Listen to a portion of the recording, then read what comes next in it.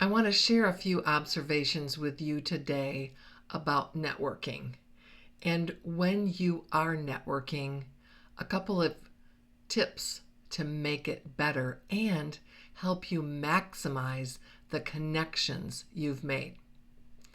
I'm always amazed at how many people show up to networking events unprepared. And by that I mean they don't have business cards with them. They don't have a pen to write anything down. Sometimes they forget their phone. And so, how do you make a note or make a connection without any of those items? So, if you need to, make a checklist: business cards, pen, pencil, something to write with. If you're taking notes on your mobile device, making sure you have your mobile device. And I would encourage you, when you're at an event, to turn your device on silent or maybe even airplane mode so you're not disturbed when you're networking with other people. It's always been interesting to me, especially when we were in an office and had a desk phone, how many people would interrupt their in-person conversation to take a call. Now, maybe that was before voicemail, or maybe they didn't have a secretary back in the day that would pick up that call. But when you're with someone, be with that person. So when you're talking to someone at a networking event, you're making eye contact, you're listening, and you're going to make a note about what you need to do to follow up. In my opinion, the best way to do that is on their business card. So asking permission, because not all cultures appreciate you writing on the business card. So know that it's okay with the person. Hey, may I make a note about that on your card? Or I'm just going to make some notes in my phone about our conversation so I can remember to follow up, or I'm going to just set a quick reminder.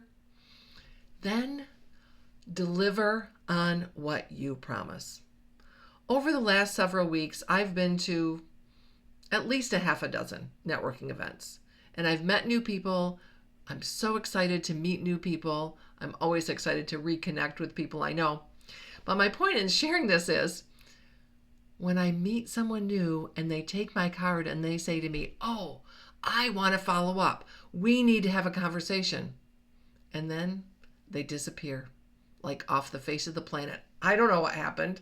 I've tried to follow up. I don't hear back from them. If you say, "I'm going to connect with you, I'm going to follow up with you," do that. Please don't tell me a story or make something up that in the moment you think, "Oh, she might want to hear this," or "This feels good to say." If you're busy and you're not able to follow up in the next few weeks, let me know. "Hey, I'd really like to connect. I'm very interested in what you have to say," or "I think we could make some work together, make a collaboration together. I know someone that knows what you do, needs what you do." Don't promise something you can't deliver on. So, hey, the next week's 2 weeks, 3 weeks is going to be slammed for me. I've got travel. I've got a new family member coming on board, aka my spouse is going to have a baby. Now, that's obviously not me, but anyway, you get the idea. So, do what you say you're going to do. Have a mechanism to remind you of your promises, and be sure to follow up, even at simply connecting on LinkedIn.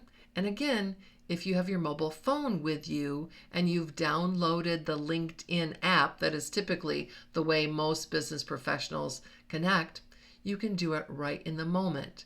And then when you get back to your desk, you can make a note about this person, where you met them, and what you're going to do for follow-up. The other thing I've noticed is people use their own industry's jargon. I met someone the other day, and as we were talking and he introduced himself, I said, "I have no clue what you do." I said, "Who is an ideal customer for you?" Once he told me who he was looking for, then I kind of got the gist. But quite honestly, I still don't know what he does or why I would want to introduce him to the professionals I know that he was looking to meet. Remember, introductions don't come immediately from that first conversation. If I'm going to put you in front of someone in my network, I've got to know you and I've got to trust you and quite possibly like you. It's the know, like, and trust factor. You've heard that before.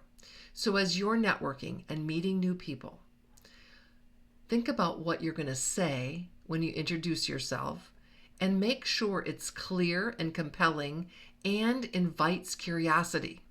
Because quite frankly, no one cares that you're the CEO or the founder or the sales rep or the whatever you are. There's hundreds of you competing for that business in the world. So what is it that makes people curious? Start with a provocative statement, something that will spark curiosity. In my training, I often call this the hook. What is it that you want people to know about you? And then the other thing to think about is avoid using the word help. Once you say I help, people will turn you off. I'm the go-to. I'm the strategist. Much better words and much better positioning. The other thing I want you to think about is being specific. Because I've heard people say, well, I can help just about anybody. Well, first of all, I don't know anybody. There is no one, anybody in my Rolodex, in my contact list on my phone. But when I say I'm looking to meet real estate agents that work with new home buyers, I might know one or two of those. I'm looking for people who don't quite understand their home insurance. They know they need it, and they're worried they're underinsured. I'd love to have a conversation with them. So again, being specific can help create a spark in someone's mind about, oh, this would be a good person for them to meet. Most of the time, we are way too general because we feel like we need to cast a wide net, and we're concerned that if I'm far too specific, people won't help me. No, the opposite is true. A networking colleague of mine used to say, probably still does, I haven't seen him in a while, in order to be terrific, you need to be specific.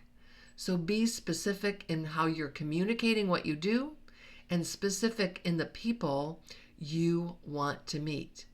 It's like the difference between light in your home, the light that comes from a light bulb, LED or otherwise, and light from a laser beam. A laser beam, if focused enough, can cut steel. And that's what you want to do with your message. You want to be focused and specific and help people see what it is you do, why you do it, and where you want to connect, who you want to be connected with.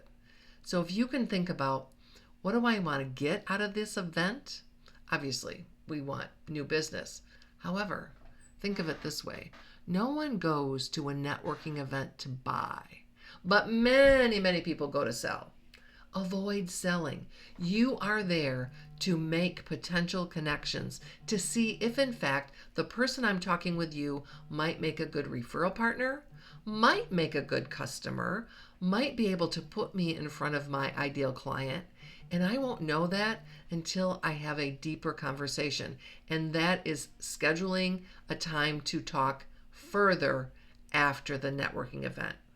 Your goal is to meet some new contacts or reconnect with contacts you haven't seen in a while. Because if you're doing networking and you're attending a variety of local events or even online events, typically the same people show up.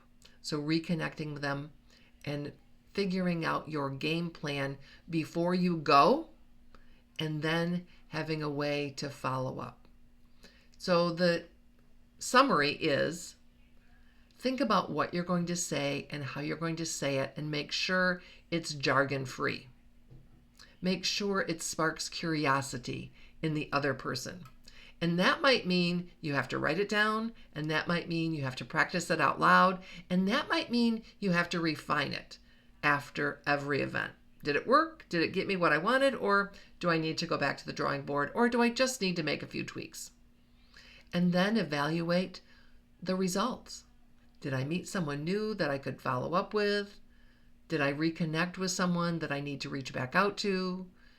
And months later down the road, look to see if in fact you had business from that event. And that's not going to happen overnight.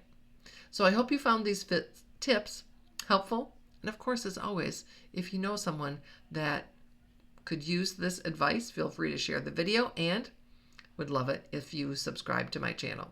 Until next time.